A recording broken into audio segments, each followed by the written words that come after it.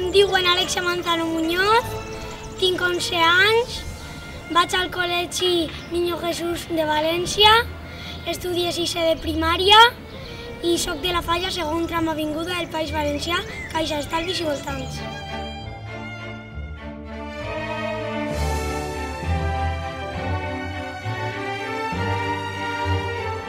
Soc fallera des que vaig néixer i el que més m'agrada de les falles és la presentació, l'ofrena, els playbacks i el teatre.